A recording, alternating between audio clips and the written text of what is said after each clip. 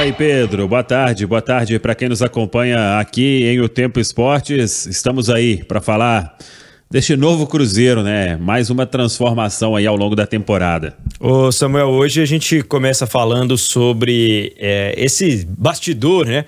É que você já conseguiu sentir de diferença? Eu já pude perceber ali alguma sensação, né, de que a transição ela vai ser mais rápida do que a gente está imaginando. A gente já está vendo, né, o segundo dia de Alexandre Matos ali nos vídeos que o Cruzeiro publica, acompanhando os treinamentos. Essa é uma característica dele, né, de ser bem atuante perto dos jogadores. Essa transição não vai demorar muito não, hein, Samuel?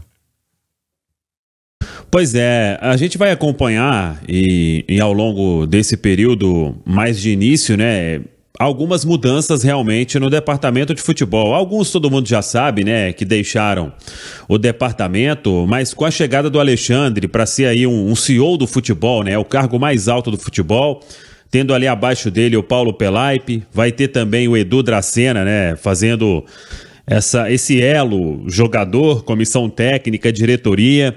São figuras importantes, né? O Dracena é um papel que ele exerceu depois que ele parou e ele fez alguns cursos, estudou e fez isso no Palmeiras. No Santos ele foi um executivo, né? Não é o cargo que ele vem aqui pro Cruzeiro. Mas o Alexandre está apostando em formar um departamento de futebol com mais casca, né? Com mais vivência no futebol, com muitas conquistas. O Alexandre é campeão aí de várias coisas, o Paulo Pelaipe também. Se a gente pegar só o 2019 dele lá no Flamengo, né? Aquele Flamengo que encantou o Brasil e a América e foi disputar Mundial, enfim. E ele faz essa aposta e faz uma mudança, o que é normal, né?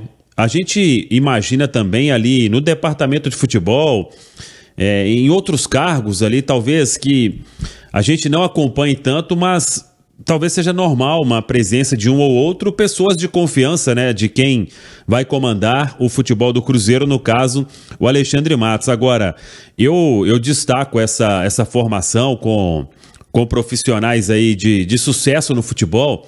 Eu acho que isso é importante para se controlar um vestiário. Quando a gente fala sobre os acontecimentos últimos do Cruzeiro, jogador dando indireta em rede social, isso aí não tem que acontecer, né? E quando você coloca pessoas ali de uma vivência maior, todo mundo vai saber identificar, né? E passar aquele respeito que precisa dentro de uma instituição tão grande como é o Cruzeiro. Então, claro, se a bola não entrar também, nada vai adiantar, né? Mas o Alexandre, neste momento, ele traz profissionais aí de grande vivência ou de conquistas recentes e profissionais vencedores aí na história do futebol. E o Dracena, claro, tem uma ligação muito grande aqui com o Cruzeiro, né? O Dracena foi um baita zagueiro e deu muitas alegrias ao torcedor celeste, então ele sabe o que é estar com essas 5 estrelas no peito, né, Pedro? Talvez o Dracena não saiba, mas ele já era um dirigente antes mesmo de parar de jogar bola, né? Já era, são muito quase líder, 20 anos depois, né? Desde a última vez que entrou em campo com a camisa. E muito respeitado, né, Dilmar? Muito. Queria que você falasse disso, do Edu Dracena, líder ali na época de jogador do Cruzeiro.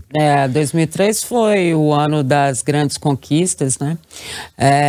E o Edu sempre teve essa questão da liderança, né? De falar muito em campo, de falar muito com os treinadores. Ele sempre teve um respeito muito grande dos companheiros, e olha que ele era muito novo em 2003, né? Mas ele já mostrava essas situações. Você vê que ele jogando no Palmeiras, né? Ele se tornou membro do departamento de futebol jogando, né? Ele saiu de jogador para membro da diretoria de futebol do Palmeiras, de uma outra forma, né? Meio que assessor, meio que aprendendo por ali, mas exatamente porque ele tem essa credibilidade, que todo mundo acredita nele, que todo mundo tem ele como um cara sério, de caráter e tudo mais. E no Santos, né, Samuel, olha que não é fácil conviver com aquela torcida do Santos, né? Ela vira carro, bota fogo, arruma uma confusão danada.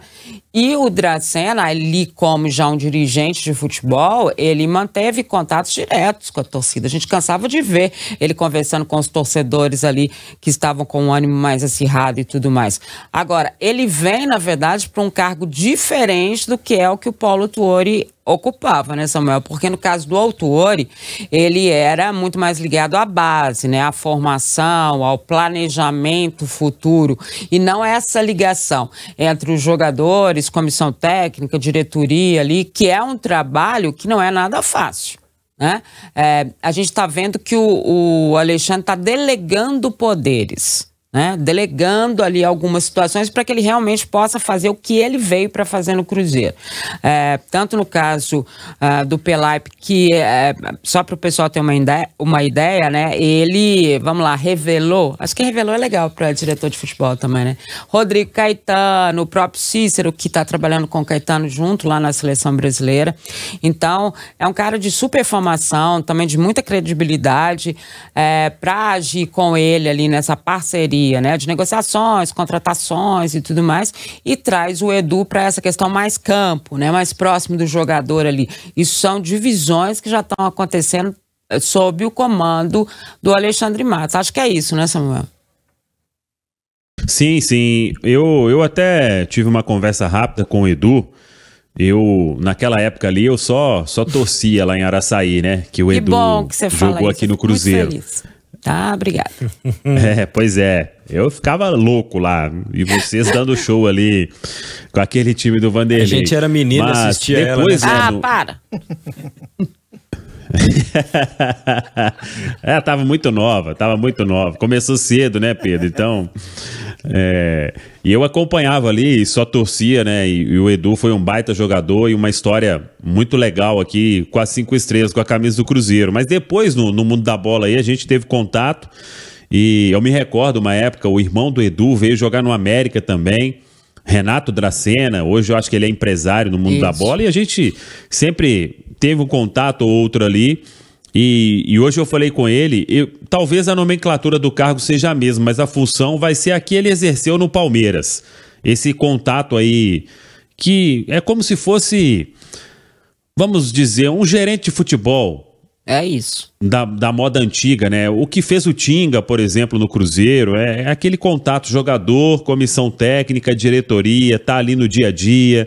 Porque esses caras, eles viveram o vestiário, né? Eles sabem tudo que tá acontecendo, então, às vezes um ali tá insatisfeito ali com alguma coisa, aí você tem um jogador muito vencedor, com espírito de liderança e que sabe identificar essas coisas para ir controlando ali o vestiário, facilitando o trabalho. O Paulo Autuori, no caso, era mais de metodologia, né, Dilmara? De todas as categorias, de acompanhar, de estar lidando mais com o técnico também. Realmente não será isso que o Edu vai fazer, pelo menos pelo que ele me disse. E tá feliz, viu, gente? Samuel também conversou com ele, deve ter ouvido, né? Tá muito feliz do retorno. Falou assim, vamos trazer o Cabuloso de volta, Mário. Eu falei, olha, gente, a pessoa tá, né, feliz de estar voltando. E aí tem um ponto que é muito importante. A recuperação da história do Cruzeiro, né? Com todo respeito ao que foi feito pela SAF Ronaldo, da recuperação lá financeira e tudo mais, né, de ter trabalhado bem nessa reorganização do Cruzeiro, mas a história do Cruzeiro ficou meio de lado, né? As pessoas que passaram por essa história, que conhecem mesmo tudo que o Cruzeiro representou antes da SAF, né? Ela vem também com o Edu nessa história, porque ele sabe tudo que aconteceu.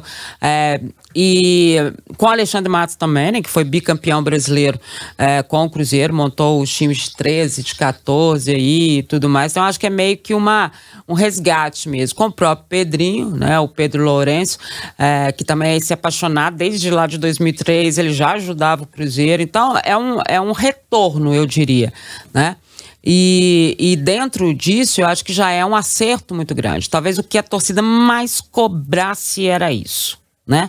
Era a história do Cruzeiro, era o que o Cruzeiro era, né?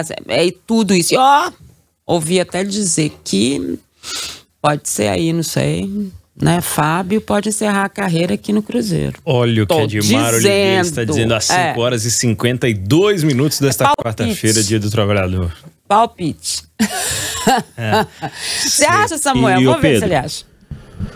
Acha? Ele tá muito bem no Fluminense, né? Mas eu penso que quando o Fábio, ele decidir, e agora, né, saindo a diretoria do Ronaldo, quando ele decidir deixar o Fluminense, eu não tenho dúvida nenhuma que essa história de... O Fábio falta pouco para completar 1000 jogos, né? Isso. Então, eu acho que as pessoas podem trabalhar sim, dentro de um cenário para se completar 1000 jogos, gente. Isso é uma história espetacular, né? Que ninguém nunca vai conseguir apagar. Mas aí depende. Eu acho que ele renovou o contrato, né? Até o final de 25. Uhum. Pois é. E tá muito bem, né? O Fábio... E pro Fábio, eu não tive a oportunidade de conversar com o Fábio depois que ele saiu do Cruzeiro. Eu acho que a saída do Cruzeiro, claro, analisando hoje, fez muito bem ao Fábio. Porque ele voltou... até a forma física do Fábio, que ele brilhou em longos anos aqui no Cruzeiro, acho que ele se sentiu indo para um novo desafio que ele precisava fazer muita coisa diferente. E isso foi importante demais para o Fábio, tanto que está aí com 43 anos e jogando muita bola e indo para fazer 44 anos nesta temporada. Agora, sobre isso que você falou da história do Cruzeiro e tudo, eu falei isso na época no canal.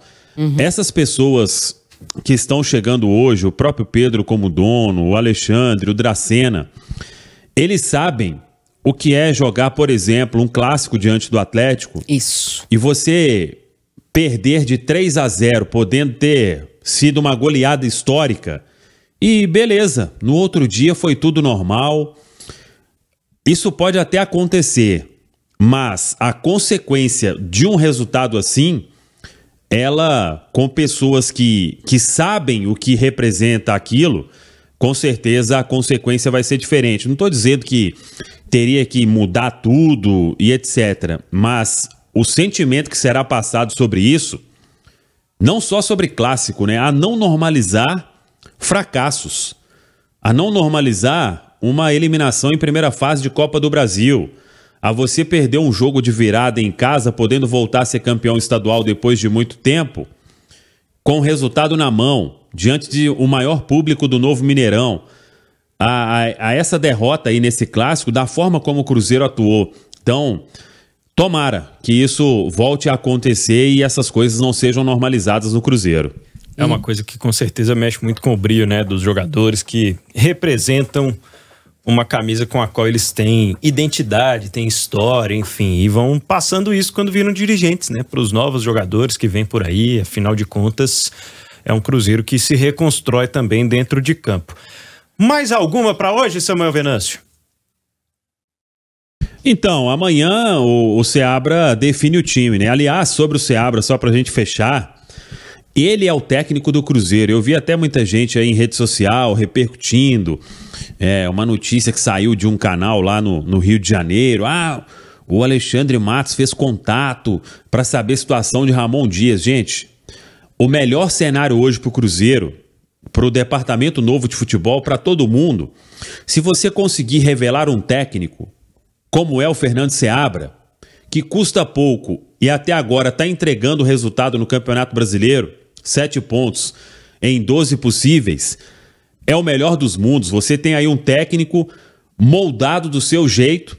Então, o Seabra claro, vai ser avaliado com o passar do tempo, mas hoje ele é o técnico do Cruzeiro e não tem nenhum movimento diferente disso.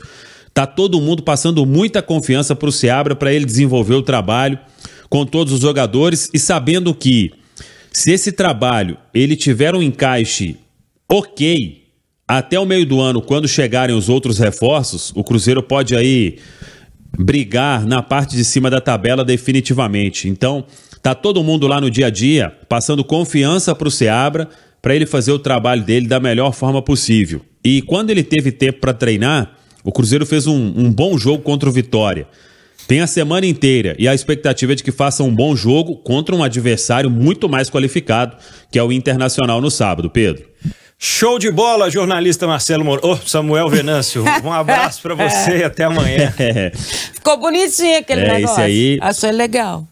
É impressionante. Esse aí ele gravou o Bola da Vez lá na ESPN e me pediram para mandar uma pergunta para ele. No finalzinho eu dei uma palhinha lá e falei, ô Marcelo, vai devagar aí porque você vai desempregar a gente aqui.